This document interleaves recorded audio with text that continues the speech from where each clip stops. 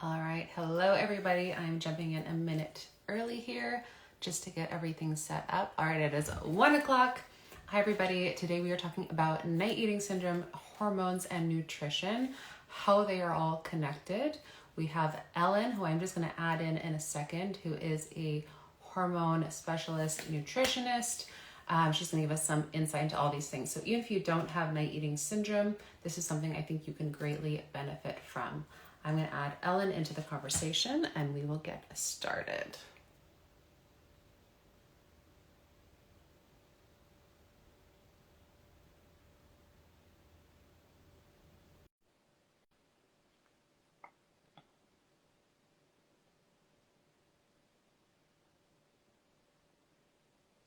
Hi everyone, I've just invited Ellen to the conversation.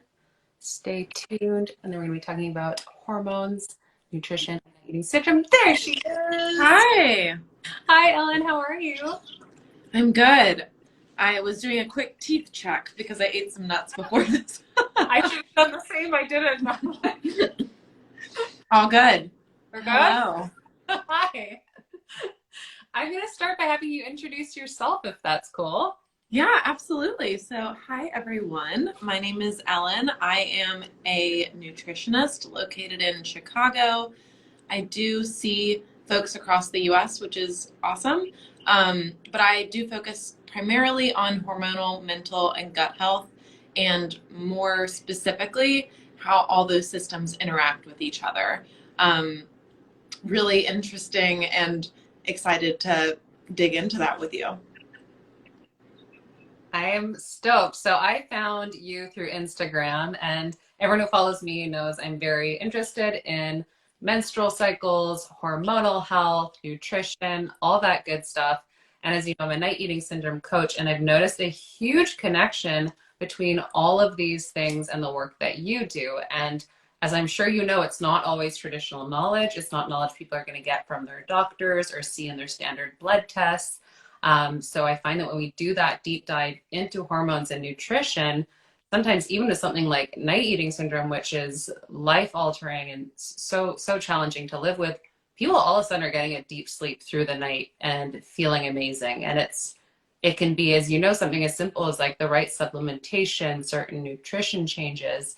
It's kind of crazy, but it's stuff that I think is overlooked. Do you have some examples of that in your work where I know even in your personal story, you've experienced that? Yeah, absolutely. So just so everyone knows where I'm kind of coming from, I had a history of having a lot of gut issues and hormonal and mental issues. I'm a definite more on the anxious side of things, and I was told that I had IBS, and it was and that it was stress related, and that was kind of all I was told by my doctors, which was really upsetting as a college student at the time, to just be like, okay, I guess I'm just stressed out, and not really given any tools to deal with that, or to deal with any of the symptoms that I was like truly experiencing. It felt like they were telling me that the symptoms you're feeling are not real.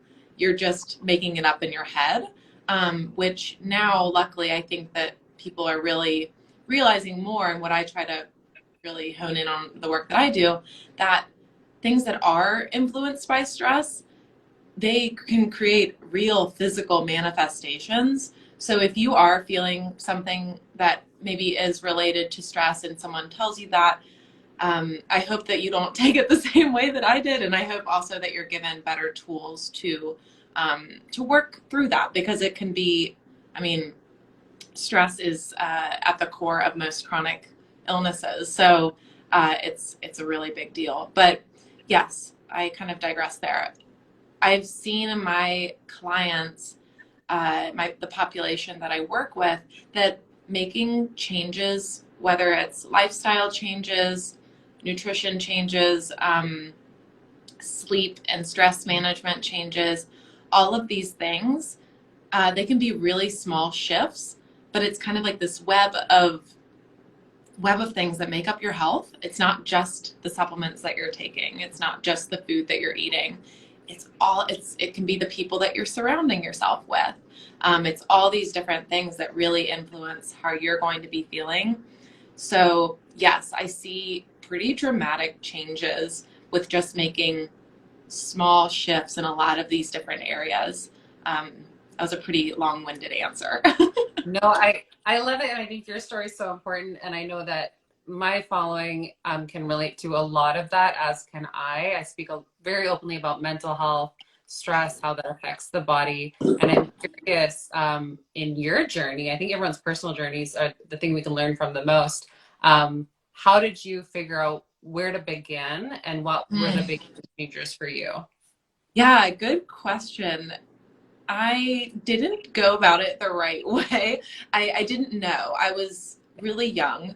And like I said, I didn't receive the help that I really needed from my doctors. So I did a lot of elimination diets. I did a lot of really restrictive diets and like what I thought was good. But when I look back, I'm like, oh, you poor baby. Like I wasn't eating anything basically, except still continuing to do the fun stuff in college, which was drinking and not sleeping. So Ah, it got worse, of course. mhm. And then symptoms did get better when I moved after college to a new city. I think I removed myself from a lot of stressful things. Symptoms got better, and then they got worse again. And I found myself in the same place. So finally did start seeing an acupuncturist, which was very helpful. I mean, acupuncture is amazing. She also listened to me, which was a huge gift that I had not received from a practitioner before. And I actually did a big shift after that. I decided I was doing so much research myself on nutrition and how to heal myself, my gut, my hormones, that I ended up going back to grad school for functional nutrition and functional medicine, which I finished this past summer. And so that was a big career shift. I have an undergrad in English, so that was like me really being like, this is something I love and am passionate about. And I now have a mission to help other women, really, menstruators, not feel isolated like I did because it was awful. Yeah, I mean, and it's so hard because, like you said, we go to doctors. I went through such a similar journey, and you go to doctors and even certain specialists, and people are like, you're fine, you're young, you're just stressed Yeah. out. And meanwhile, like the physical things, like we've spoken about, like the painful bloating, Yeah. like the huge impact it takes, on us, and even just how important it is to be listened to. Like that's how I Mhm. felt when I first saw a naturopath, who could actually really listen to me and hear me and believe me, because Yeah. I often was told, you look healthy. So Yeah, I really try to give that's something that I take a lot of pride in and am very serious about when it comes to seeing my clients because sometimes it is the first time that anyone's ever been able to like truly tell their story and be listened to. So that's something I take really seriously. I also try to help my clients advocate for themselves when they go see their other doctors because that's something that's kind of part of the process is I'm not a medical doctor, so often they're going to go get labs done somewhere else if it's not the labs that we're doing, or they're just going to see their gynecologist. So how can we either I can help speak to that doctor um, to make sure that we're all on the same page, or what are some tools that you can bring into the room so that you really feel like you're getting across what you want to get across, or help you find another doctor. yeah. um, And but I I do know that you asked me like what I did specifically to start healing, and I didn't answer that. I think some of the biggest shifts that I made were when I stopped restricting. And when I brought in more foods, which can be really scary for someone with IBS or gut issues in general, because we've deemed certain foods as bad and certain as good. I think everyone with some kind of gut issues has like their scary foods. Um, and I really started challenging those and really tried to bring diversity into my diet more. Um, I remember with the therapist I was seeing at the time, like an assignment of mine was to like eat eggplant that week because it was a scary food for me. So really start trying to challenge some of that food fear that I had, that food anxiety. I went to therapy. I found a community of friends that were good for me. Started pursuing a job that I actually love. I think all of these are huge. Yeah, it's more than just food for sure. Yeah, and it's a hard thing, I think because people, myself included, always want, the quick fix. And I've Mhm. also done every elimination diet, extreme Yeah. on the planet. And, I'm grateful for all of it because it was learning experiments as well. I'm all like, life is an experiment. You got to learn what works for you. And that's when I realized like certain things were definitely harder on my gut than others, like, but shocking things like gums and gores and fake sugars and stuff I Yeah. wouldn't have expected before.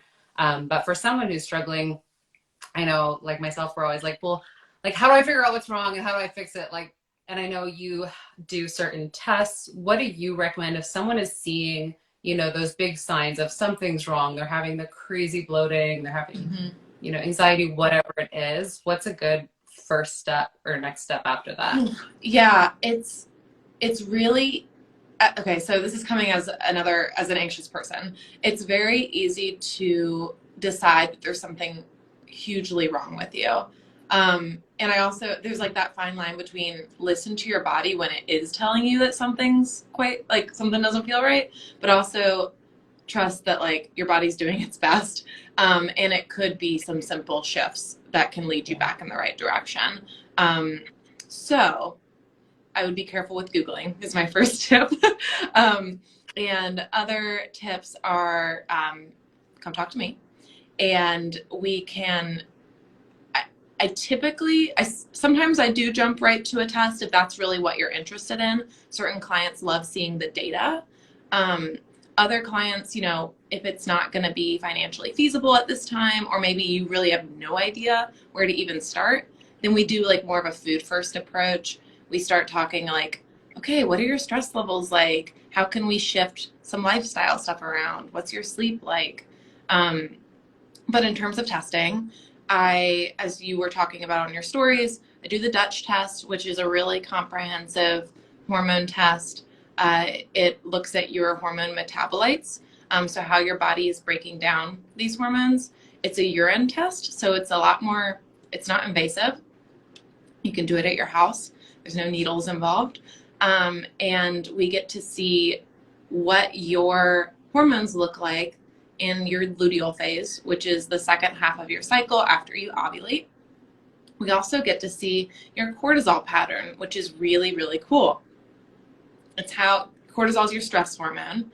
And through this test, we get to see over a 24-hour period what your cortisol is looking like. And ideally, it's this smooth. uh, so in the morning, it's going to be higher because if you think about it, you wake up, you want to have energy. And then as the day goes on, we want to see it go down so that you can have a good restful night's sleep. It's called a diurnal pattern. It's part of your circadian rhythm tied to day and night cycles. But there's lots of things that can cause it to go out of whack, including stress. That keeps coming back, whether that's more chronic stress or more acute stress. So maybe you're going through something intensely right now, whereas chronic would be more, I've been putting up with this for a really long time. Like, let's say, like you hate your job, or or you suffered from trauma in the past, and now like it's still, your body's still dealing with it. So that's what we can see from the cortisol pattern, which is really cool. I think that really helps clients realize that stress really can have an effect on their body. And also, like we have talked about, that it can be validating and confirming of like, oh, that's why that's why I can't sleep well. Because it's like way up high, right, as I'm trying to go to sleep. And there's lots of things that we can do to try to get that back on track. Yeah, I love that. And I'm like you, I think it's different for each person that I work with. Sometimes it's like, first, let's just start eating enough, Yeah. and see how you feel then. And in these small steps, and sometimes literally that's the life-changing bit. But Yeah. oh, and for myself, like to speak to my story, like for 5 years, I've been on this like hormone journey, night eating syndrome healing journey. And I've done a lot just through paying attention to my body and researching. But the guesswork itself was stressful, not really knowing, Oh. especially when it comes to supplementation. Yeah, and there is that sense where you're telling someone, I'm telling my husband, my father-in-law, like, this is what I'm feeling, and they don't fully get it because it's not a part of their training, even though they went to medical school. Like, it's, I feel like I'm making something up. And Mm-hmm. so many women feel that, people who menstruate feel that they're going through these things, and doctors aren't recognizing these symptoms. So it was so cool. We did ours yesterday to talk about this on my story. Yeah. And even though like it confirmed a lot of what I expected, it was a relief. And now I feel really clear about what I need to do. Mm-hmm. Um, and that itself is a game changer. I do want to jump into the cortisol Yeah. conversation and just lightly touch upon my story. Some people were really curious about, the high versus low cortisol. Mm-hmm. And as I shared yesterday, so in the past, I always thought I'd really high cortisol, and at some points I probably did, especially when I was having trouble falling asleep. I think that was an issue. I was peaking at night. But I was experiencing really intense symptoms this past year, really, but especially around November. I'd been through something that triggered a lot, and I had at night extreme nausea, stomach pains, and vomiting on and off, especially if I was stressed.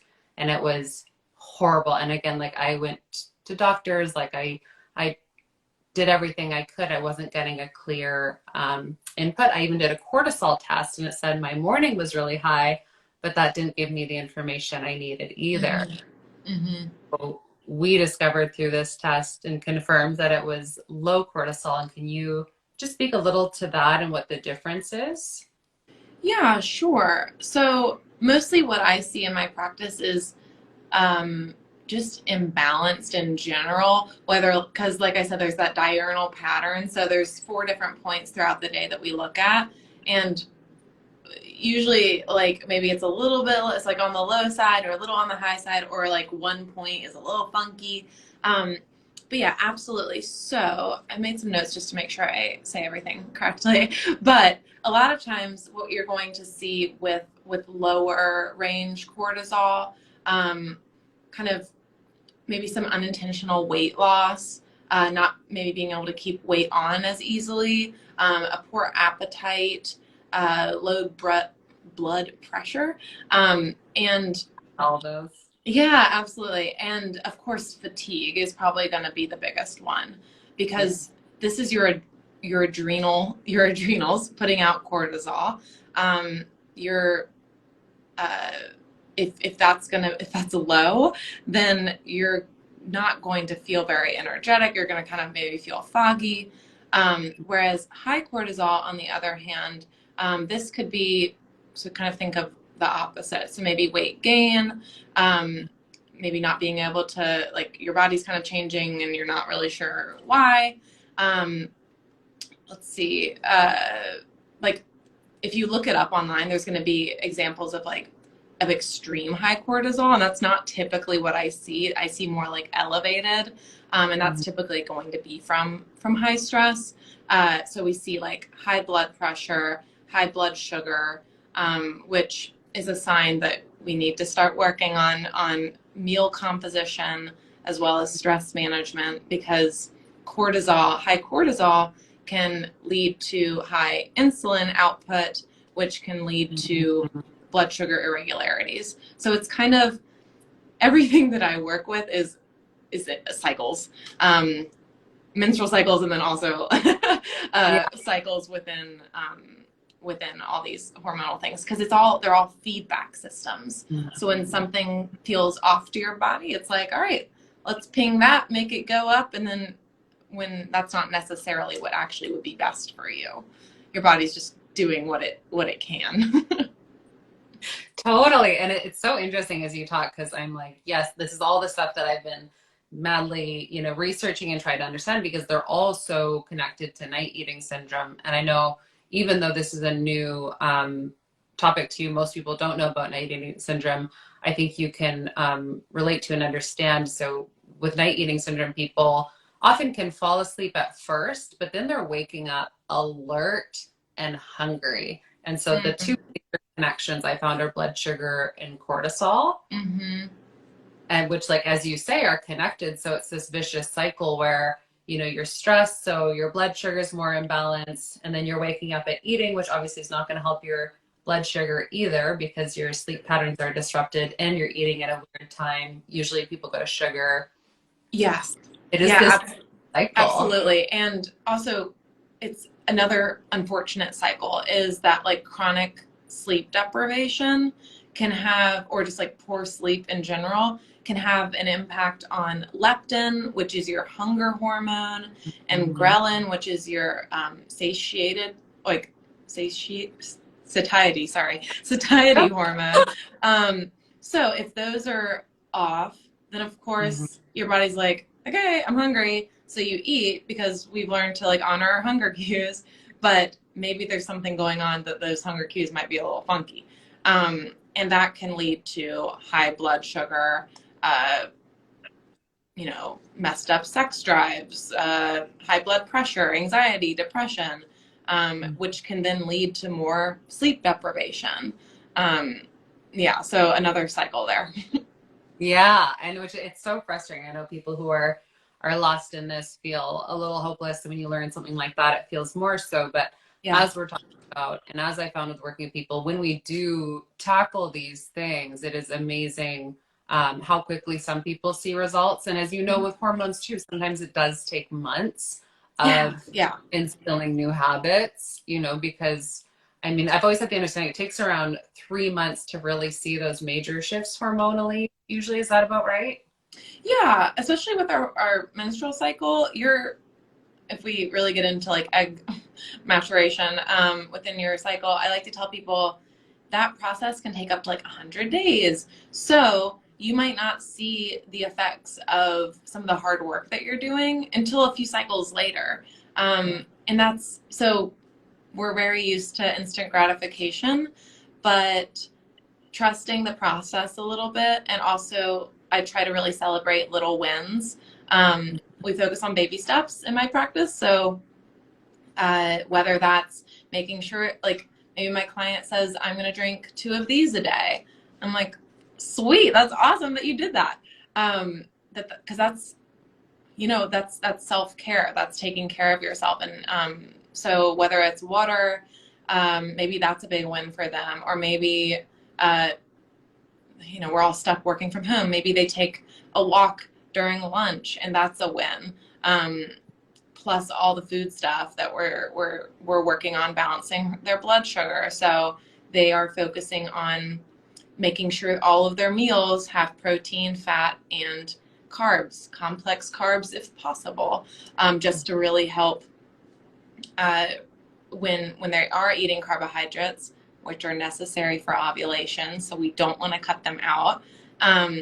When they're eating carbs, by pairing them with protein and fat, it allows the sugar from the carbohydrate to release into the bloodstream a little bit slower, which prevents that big spike in blood sugar after eating like a really heavy carb meal. And then you crash, which is a good sign of that being like, and that's why we get tired sometimes after eating a big meal.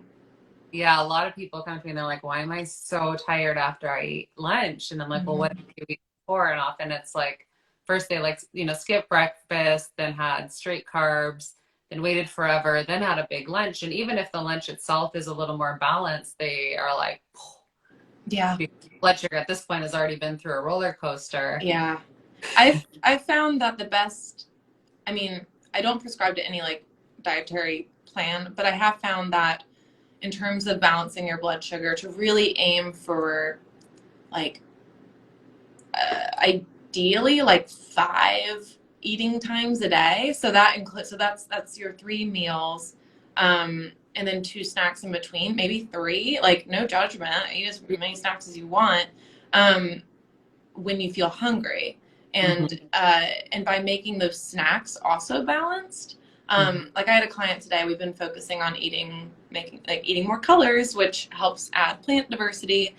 And she said that, like, an example of a snack that she's been doing, like usually she would grab like a cheese stick, and she's like, but I want to add another color, so she's been grabbing nuts as well.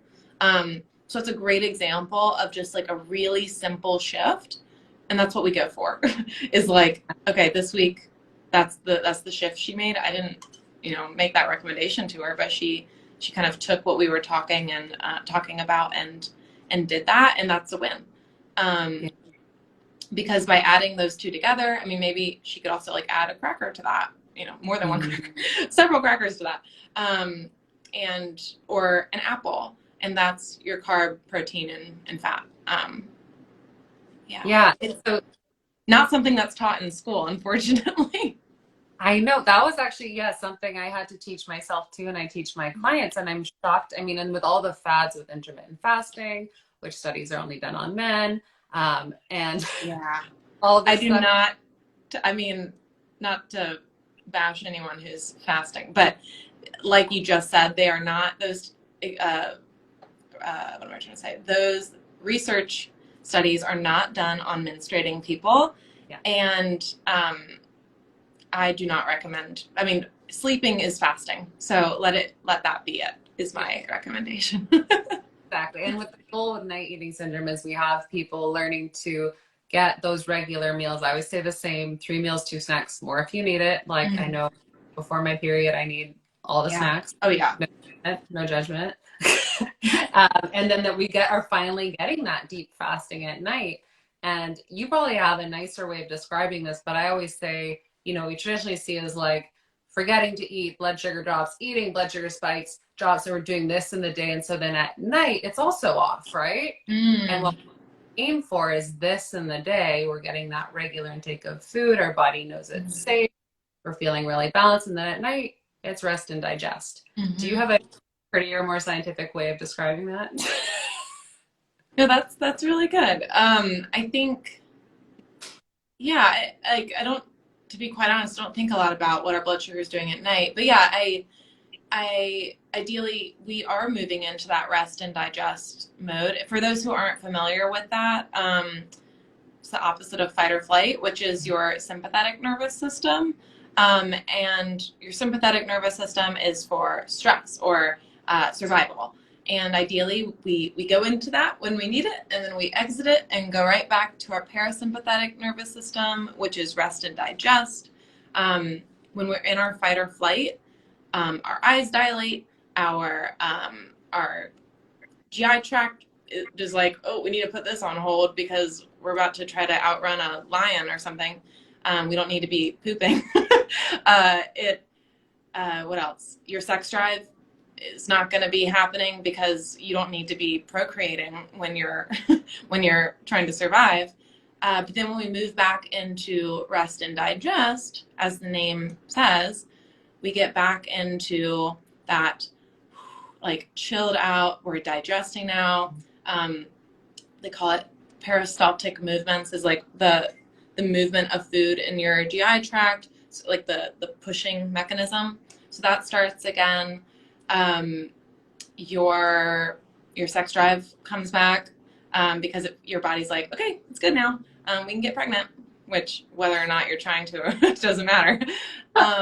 And your heart rate slows down. So that's why I recommend, like, whether it's meditation or more mindful restorative movement like yoga, even just like walking, um, mm, laughing, being around people you really care about and you trust, and laughing is really therapeutic. Uh, Allowing yourself to just be still and not being stimulated by devices all the time, as I have like 3 in front of me right now. Yeah. These are all going to be soothing for your nervous system, and it'll ideally allow you to get into that rest and digest mode. Yeah. And I think, I mean, it's so interesting. I love this conversation so much because it is all so connected. Like there is the stress, there is the nutrition component, there is the lifestyle component, there is Mhm. the blood sugar, like all these things, but they're all so intertwined. And I know for myself, I've always been someone who tended to live in fight or flight mode. And it's funny you mentioned I've always been commented on having the largest pupils. Like They're like, on this for years, right? And it has been like a billion things to get me to this place where at night I go to bed and I just sleep, and I never thought that was possible. yeah. Um, but it was, yeah, it was really everything together. And I don't think it was one thing standalone, but eating enough during the day, balancing the blood sugar, getting into a healthy relationship, learning how to set boundaries and communicate in that relationship, Mhm. all my relationships. And then, like you said, that like learning how to manage your nervous system. So at night, like, let's not watch the news before bed, Oh gosh, no. So, Yeah. one big thing I always work with on people, which is really hard. I'd love your input on this. Often my clients with night eating really want sugar and sweet things before bed. And my mission of that is like, no food is bad food. Let's ideally though move that into the day, so that your brain knows it's not bad. But we want to avoid, putting our digestive system into too much work, but also anything that might spike that cortisol right before bed. What are your Yeah. thoughts? Hmm. I think, yeah, when it comes to like when I've worked with folks who have, so I'll be honest, I've not worked with people with night eating syndrome. I have worked with folks with who deal with binge eating. And what I find with that is it often is because you're not allowing yourself the foods during the day. And so then at night it's like, oh my God, I just I need this because you've been deprived all day. So by really, it's so much more easily said than done because there's so many, I mean, diet culture has just done a lot to our brains. But by emphasizing these fuller meals and snacks during the day, bringing in some treats if you want treats, and allowing that to be part of just like your normal day to day. And then maybe at night you do have a snack. If you are hungry after dinner, if that's a constant thing, then we may need to think about like, okay, is your dinner a full enough dinner? Um, but if you're like, I just want a little sweet thing, then give it to yourself is kind of my I always recommend to like portion it out on a plate and take it back with you wherever you're eating because I mean we're all human and are gonna keep eating it. So I would say be mindful, go into your body, think like what's the purpose of me eating this? Is it truly because I'm hungry? Is it because I'm looking forward to this and I'm going to enjoy this? Is it because of stress? Is it because someone told me not to eat it?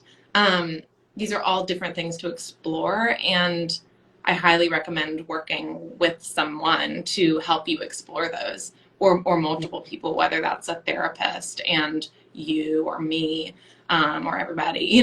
Like have a team of people that you trust and can really be honest to them and yourself about kind of what's going on, like what's the motive, you know?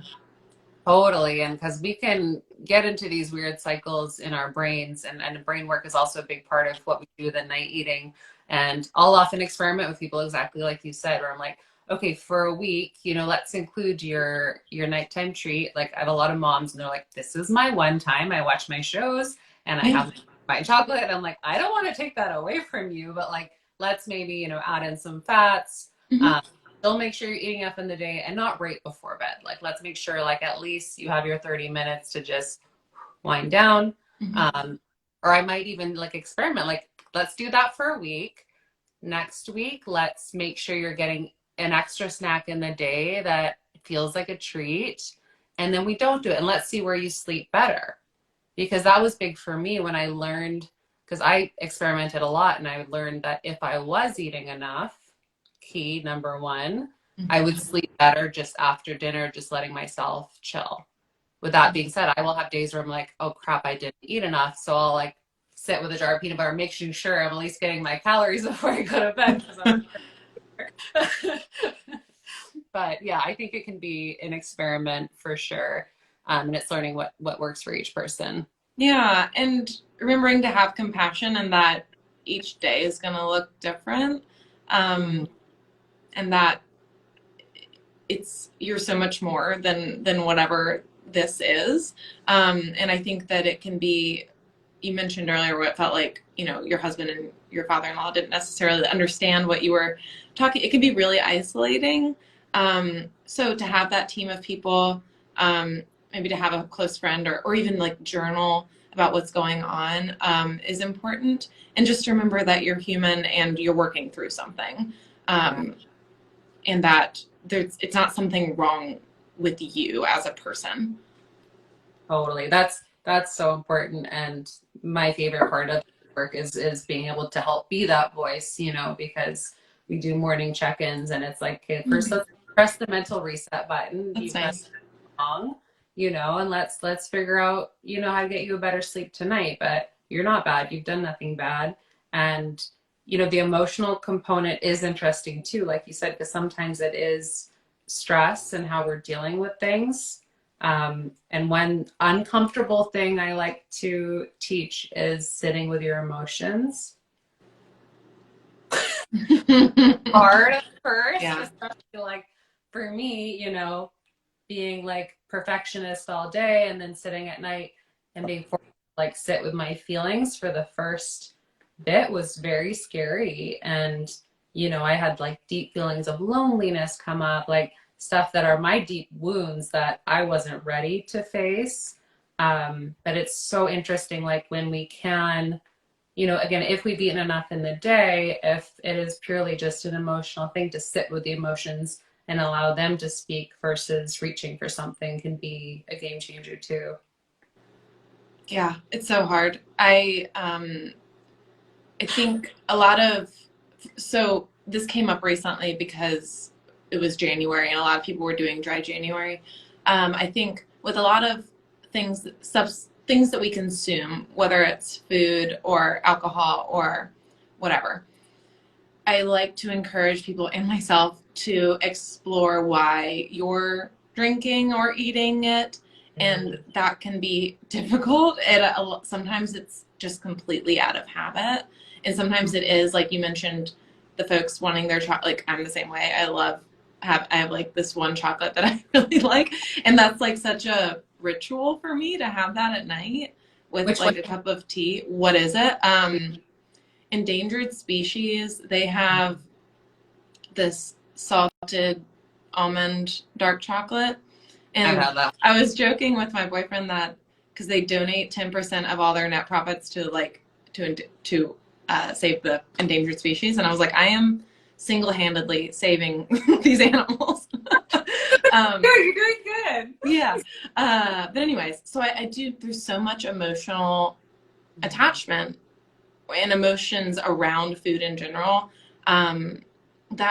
that's why it's so hard to change these things, because it's not just food. It's like it's social stuff. It's how we deal with stress sometimes. It's, I think anyone who's done like an elimination diet or tried to do any kind of diet knows how upsetting it can be when it comes to like not being able to go out with friends anymore. And that's why I don't do any of that crap as much as possible. Just because the emotional toll that it can have on people can be worse than like eating a food that maybe you're like a little bit sensitive to.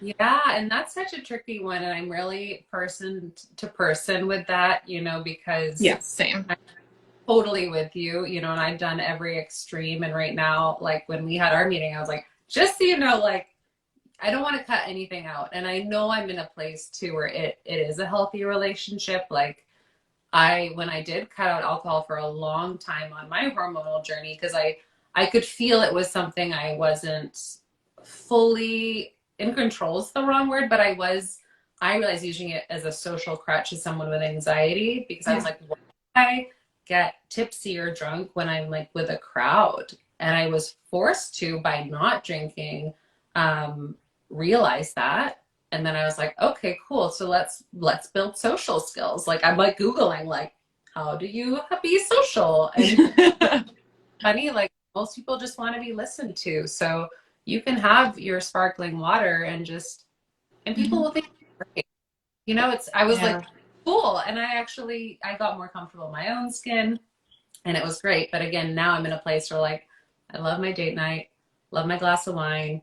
And with my clients, it's person by person, you know, like I like to figure out their relationship with that thing. You know, if someone is so off with their sleep and their nervous system, sometimes it's like, hey, let's maybe take a break. And it's not, this is bad. It's not forever. Maybe we take a break from alcohol. Maybe we take a break from so much sugar. Maybe, you know, we take out something like gluten or dairy just to see how your body is in an accident. Yeah. Being really careful too with that attitude around it and that this is not a terrible thing, but we're just. Yeah, I do a very similar thing depending on, I always screen for any type of disordered eating because you don't have to have a full out eating disorder to have some disordered eating tendencies. A lot of us do have them.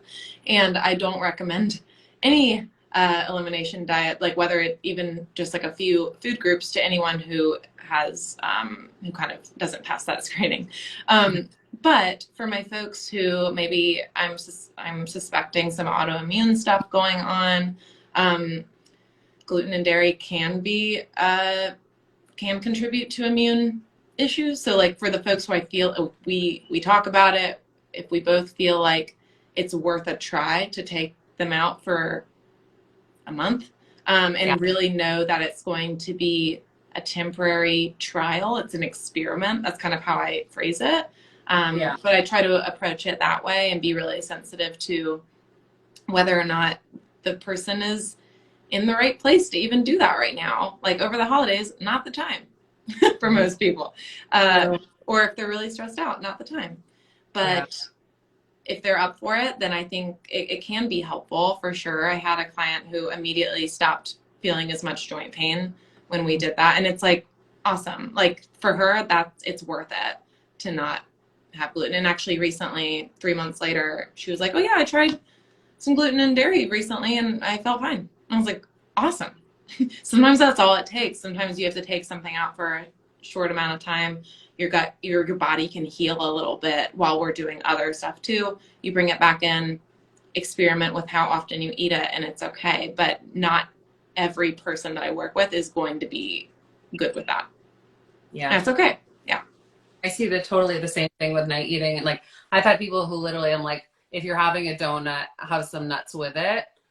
Mm-hmm. And that like is enough for them to get rid of their night eating and they eat a little bit more. And other people like myself, like my body was just run down from competing, being in stress mode, all this stuff. And it was a game changer for me when, again, I took a break and I was clear with myself mentally, a break from things like coffee, alcohol, and sugar, just to like, I just wanted to nourish. I was like, I'm cutting back on high intensity. Like, I just don't want anything stimulating.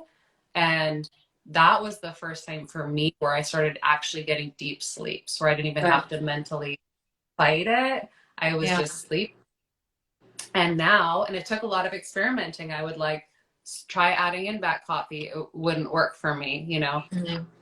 Well, caffeine, I should say, there's different levels of sensitivity, but caffeine does inherently boost your cortisol. So if you notice that you get kind of like, it might not be the best stimulant for you. Or if you are in this like cycle of of imbalanced cortisol, so then you're fatigued, so then you drink more coffee, and then it's like this unfortunate cycle of trying to keep yourself awake and then not being able to sleep. That comes up a lot. Actually, someone commented on one of my pages recently and they're like, how do you break the cycle? Because it's like you're so tired, so you wake up, you have coffee. Yeah. And I'm like, accept temporary discomfort, you know, totally. Take a break. The first week will feel horrible.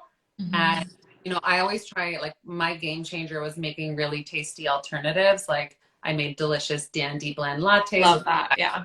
milk, and I made like little, chocolate elixirs. And Hmm. I still had that habit, and I felt so good. And for a long time, that was my go-to.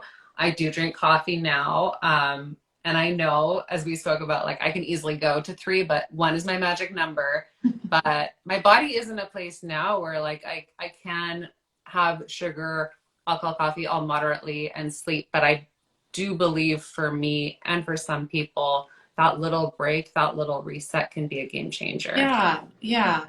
Um, absolutely. And I think it's just being really honest with yourself and like, okay, is this going to be good or is this going to be harmful? And that's why I really think that working with someone and making sure that I get worried about sending people Oh, into eating or disordered eating habits, and that's only from my own previous experience with elimination diets and what I see in my practice. But it's all our bodies are amazing and unique, which cause unique issues, and that's why being patient with yourself, but also being strong-willed and saying like, okay, I know that something's wrong.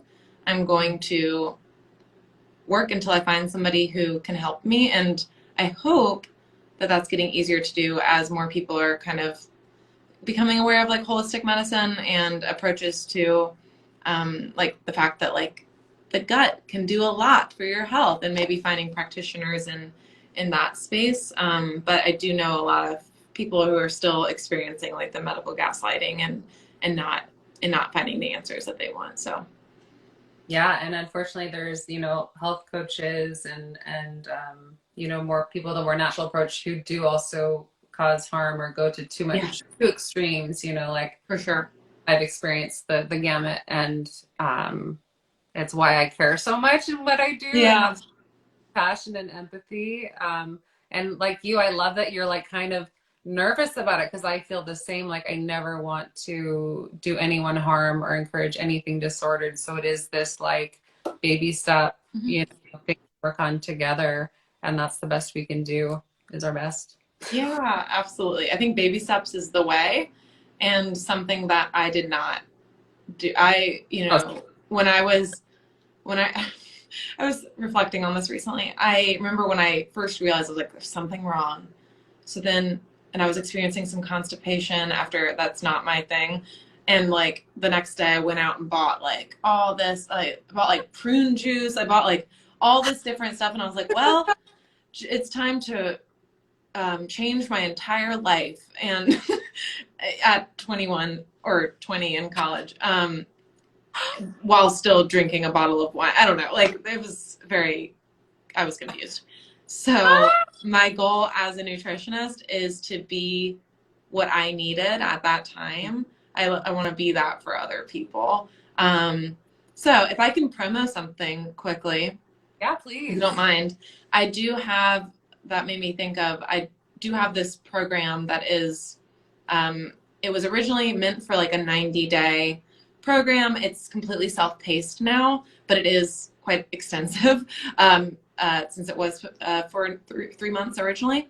It's called Hormonal Harmony. It is completely immersive in terms of everything that you need to know about your hormonal, mental, and gut health. It's research backed. It is, I think, fun. A lot of me talking, and also there's activities and like further learning and resources, worksheets, everything that you need to like really get started in all these different areas, because I know how overwhelming it can be when you're like, okay, I see that something's wrong. How do I put together the pieces? So that was my goal, was to like create what I would have wanted when I was going through all that. I wish I found you earlier. I'm gonna sign up for it. I haven't done it yet, but I love anyone working with me or anyone watching to do that, because it is so empowering, and it is really hard when you're managing and going through all the information yourself, as I did too, and did every extreme. And because, a thing to remember when you're reading these books too, they're often extreme cases that were dealt with in extreme ways. So, Mhm. you know, like I went fully plant-based, I went fully juicing, this, that, and the other. Yeah. So be careful where you get your information. And Yes. I have a well-balanced approach. Like I just speaking to you, I would trust anyone to learn from you, and you having that Thanks. understanding of hormones and balance and all those pieces together. And we need this information. Like it's so empowering. Like I say to every client, I'm like, I want you to be armed for life, where any snake oil and, you know, extreme diet someone pushes on you, you're like, You're like, no, thank you. right, there you go. So Well, if I'll wrap. anyone does, I was just gonna say, if anyone does want to sign up for that program, if you are watching this and you want to DM me, I will give you $50 off. Happy to do that. So this has been a really lovely conversation. It's been so great to get to know you. It's been so great. I could talk to you forever, but I want to respect your time too. So, just to finish, you know, I know you don't deal with night eating syndrome specifically, but are there any little tips in terms of just getting that deeper night sleep that someone could Yeah. say that you would recommend? Yeah, absolutely. Well, first, I also have like a sleep guide. It's just like a handout sleep guide. I sent it to you yesterday. If anyone wants it, I'm happy to send you the link. Awesome. If you DM me. But basically, really focusing on your circadian rhythm. So, like in the morning, go outside. Whether you walk your dog or stand out in the sun. If you have sun, I'm in Chicago, so we don't have sun. So I have a SAD lamp, Nice. SAD lamp that I put next to my desk. But basically, expose yourself to light earlier in the morning, before like 10 a.m. ideally, to allow your body to be like, it's daytime, we're awake now. And then towards the evening, I like to say kind of create like a wind down routine, and that can start early on in the night. I go to bed at like 9:30. But for people that don't go to bed that early, you could start a little bit later. But turn the lights down in your house, in your apartment. I have like a timer plug. So at a certain time, the lights change. Oh, It's cool. at 5 p.m. in our house, but you could do it later. So maybe you don't use overhead lights anymore. Maybe you use your lamps, or you have like fairy lights to make it cute. Uh, and then, so like allowing your body to be like, okay, we're getting into night mode now. And then maybe an hour before you go to sleep, you turn off screens. That can be really difficult for people. Mhm. Start slow, but ideally we're off of screens, doing an activity that doesn't involve screens and doesn't involve work. So maybe it's reading for fun, um, or stretching, journaling, maybe doing a puzzle. I've gotten into drawing recently. Just do something that's truly like just for you and your, maybe take a bath. That's fun. Or you do something with your partner. I don't know. Something that doesn't involve screens, so that your body is, that's soothing for your nervous system, bringing things down. And then as you do this night after night, your body's going to start taking these cues. It loves routine. So really trying to do the same time as possible every night, and maybe trying to get up in the morning at the same time. That's going to really help. It's also going to help your digestion, because our digestive juices are also tied to our circadian rhythm. So if you normally eat at noon for lunch, your body's going to be like, I'm ready for lunch to digest this. But if we're kind of all over the place, it can be a little bit less graceful. So those are my tips. Happy to send through some more material to people who are interested, but that's like beyond the obvious, like don't drink caffeine after noon. We still hear it, you know, even if it's obvious. We need the Yeah, reminders. So we love all of this. absolutely.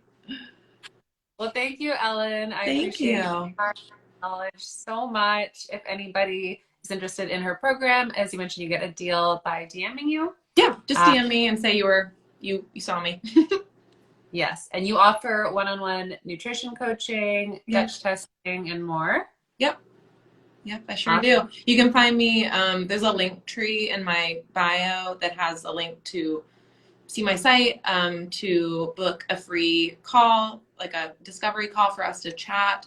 You can learn more about the Dutch test, everything you need, or just send me a message. I'm quite approachable, I think. Awesome. Well, thank you so much again. Thanks, And Jillian. yeah, I'll see you around here and then maybe for some more one-on-one and I'm gonna look into your course as well. Yeah. All right. Bye. Bye, everybody. Thank you. Bye everybody.